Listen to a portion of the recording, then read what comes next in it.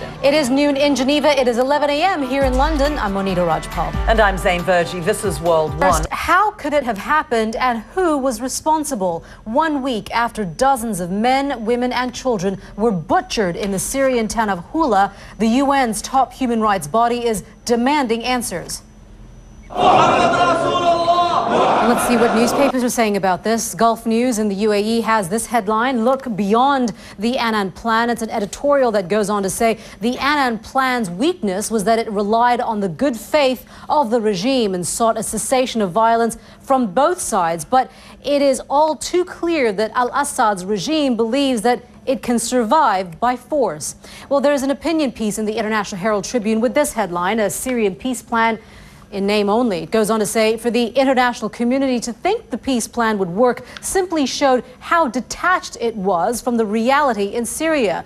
The West cannot stand idly by. The longer this conflict drags on, the greater chance there is for Syria to fall into chaotic war. And here in Britain, The Independent has this headline, mass uprising is the only way to unseat Assad. And it's a comment piece that says the idea that the Hula massacre might represent a decisive moment like Gaddafi's assault on Benghazi and Saddam Hussein's onslaught on the Kurds, when Western intervention becomes possible, remains wishful thinking rather than realistic expectation. Resistance to international sanctions on Syria will be tested today. Newly reinstalled President Vladimir Putin heads to Berlin and Paris for meetings with German Chancellor Angela Merkel and the new French President François Hollande. We want to take you live now to Moscow and our correspondent Phil Black with more on that. What kind of a, reception can we expect Mr. Putin to get from both Merkel and Hollande? Well, the purpose of this visit, Monita, particularly from Russia's point of view, is to talk about the economy and trade. Right. Phil, thank you for that. Phil Black there for us in Moscow. Just 2 weeks' time, Greek voters are going back to the polls, and while that is causing anxiety among investors, some of them are even more worried about a banking crisis in Spain. Paula Newton explains why calls for decisive Eurozone action are growing louder and more desperate. The Euro crisis may sound like old news, but in Spain, the credit crunch is in full swing. And here's what's at stake. Spain is now being labeled too big to fail, yet too big to bail. It could cost as much as $875 billion to bail out Spain, and that includes the crippling debt of its banks.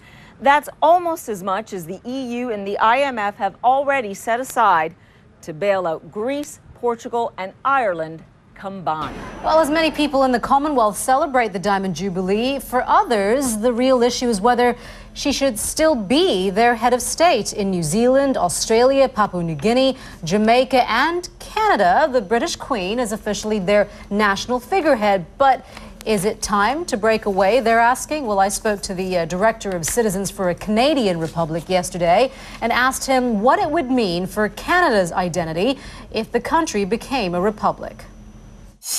In Bangkok, the World Economic Forum is in its final day. The forum's purpose is to explore ways to foster growth and development in East Asia. But the focus on Friday was mostly on this woman, Myanmar's internationally famous pro-democracy activist Aung San Suu Kyi. Aung San Suu Kyi speaking there in Bangkok at the World Economic Forum's Women's Leadership Panel. The trip was the activist's first outside Myanmar in more than 24 years. Back after days of speculation, Liverpool Football Club has confirmed that Brendan Rodgers is their new manager. He unveiled his plans at a news conference earlier on Friday.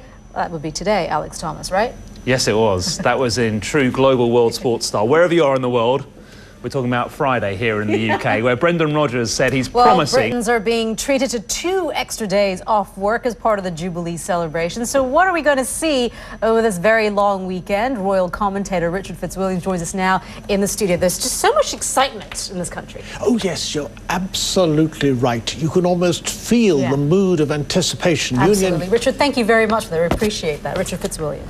And we want sun. We do not want rain. We're keeping our fingers crossed for some good weather. Mari Ramos is over at the International Weather Center to bring us some good news, right? Yes. Right? I'm actually, yes. No, Mari Ramos being a positive Polly over there in Atlanta.